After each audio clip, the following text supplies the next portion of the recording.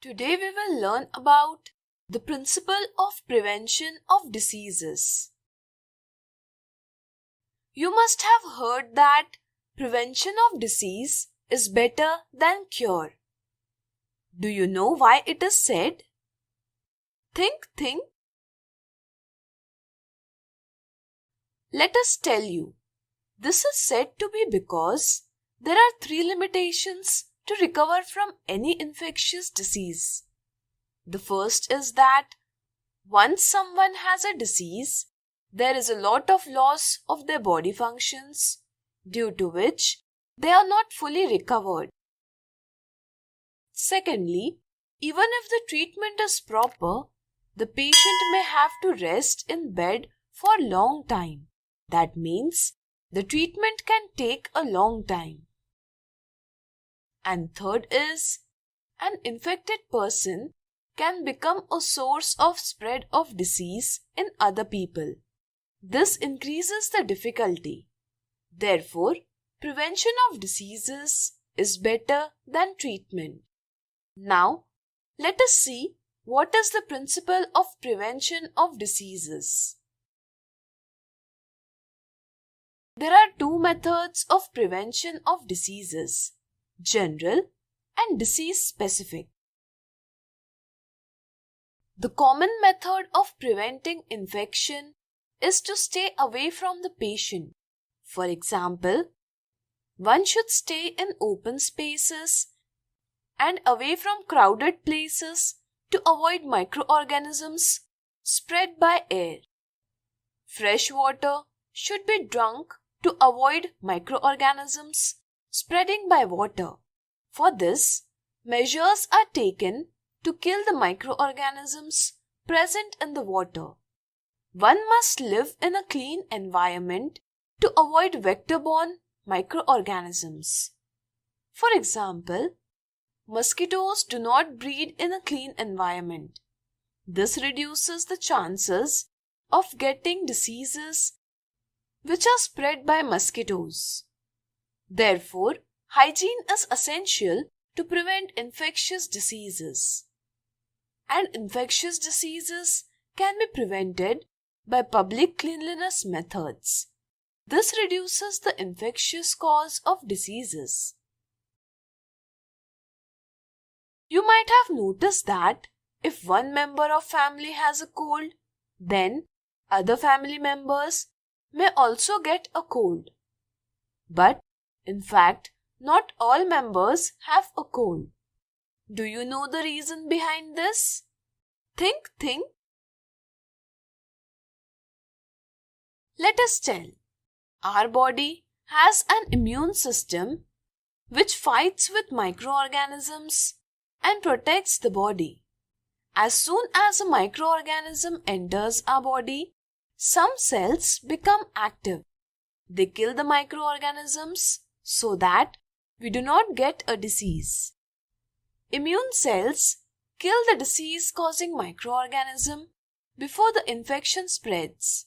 Therefore, being infected with infectious disease does not mean that we have suffered a particular disease. But if one does not get enough food and nutrition, then there is deficiency of nutrients in the body, due to which the immune system does not succeed in killing disease-causing microorganisms. And severe disease indicates failure of the immune system. That's why adequate food is the basic need to prevent infectious diseases. Now, let's talk about the specific method of prevention of infectious disease. The specific method of preventing infectious disease is vaccination. Vaccination is related to our immune system. Let's understand this in detail. 100 years ago, smallpox was an epidemic. To prevent this disease, people do not go near the smallpox patient, but those who had suffered from the smallpox took care of the smallpox patients. These people had many smallpox spots on their body. These people did not suffer from the smallpox second time. That means once you have smallpox, you will not get smallpox later. This is because when the pathogen first invades the immune system then reacts to the pathogen and remembers the specific reaction. In this way, when such a microorganism or a similar microorganism enters in the body again, so the immune system destroys the microorganism with full energy. Therefore, the second infection ends more quickly than the first infection. This is the basis of immune system. On the basis of this, rule of vaccine is manufactured.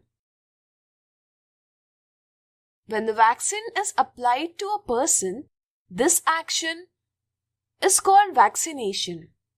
Vaccine contains inactive microorganisms. Therefore, these do not cause disease. By the entry of these inactive microorganisms, the immune system becomes activated and protective cells are formed to kill the microorganism. In this way, the inactive microorganisms, means vaccines, prevent the infecting microorganism from causing the disease. Therefore, in vaccination, the immune system is made full by infecting with inactive microorganisms. There are many vaccines available today that prevent disease. Tetanus, diphtheria, whooping cough, smallpox, polio, and many more vaccines are available. These are government health programs to protect children from infectious diseases.